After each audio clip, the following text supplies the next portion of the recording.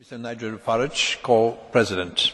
Mr Barroso, I am confused. Help me. What is the EU's policy on Libya? You see, I got a letter on the 1st of April from the noble Baroness Ashton telling me that the EU had provided more than €75 million in humanitarian assistance, telling me that although the situation remains uncertain, the EU has offered to assist in fostering dialogue. Yet she wrote this many days after the bombing had begun. Well, that is what she has been saying, but on the other hand, we have got hard man Herman Van Rompuy, who has made it clear that regime change, that is the aim of this Libyan adventure, and he also said that the action in Libya could not have happened without the European Union, and that France and Germany could not have taken military action without first getting the support of the European Council. So we have got two big chiefs inside the European Union directly contradicting each other. Could you please shed some light on the matter and tell us what is the European Union's policy on Gaddafi and Libya? It was agreed unanimously by the Member States that Gaddafi should go. This was a point of unanimity agreement. So Gaddafi should go. At the same time, there is no contradiction with engaging in dialogue with the people we think we should talk to.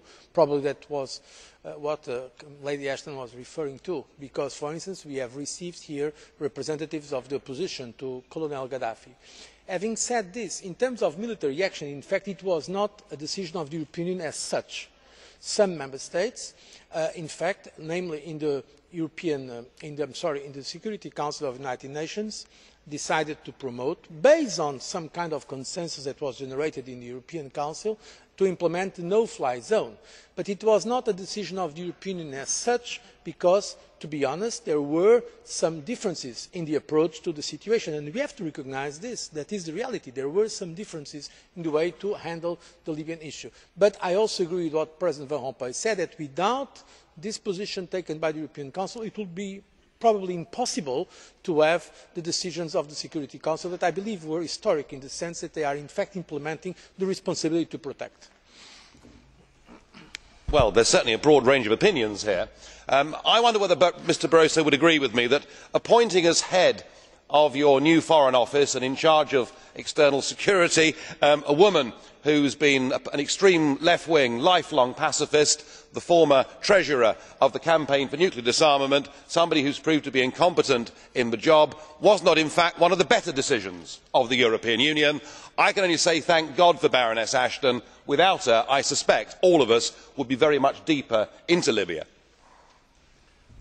The decision of the Member States, with my support, to nominate Cathy Ashton as High Representative and Vice President of the Commission, I think was a good decision. She is a very committed European. She certainly does not share your views, but I do not think that is really a problem. And I think she is giving a very honest and determined contribution to our goals. But let us be honest about this. She has a very difficult, a very challenging job. She is doing now what before was done at least by 3 or 4 players, and apart from that she had to introduce the new European External Action Service. So I really believe that at least those of you that do not sympathise with her ideas should give her the benefit of the doubt. I believe it is an improvement, the fact that we have now a High Representative that at the same time is Vice President of the Commission, and I can testify about her enthusiasm and her determination and the very, let us say, European approach that she takes in all those issues. Thank you.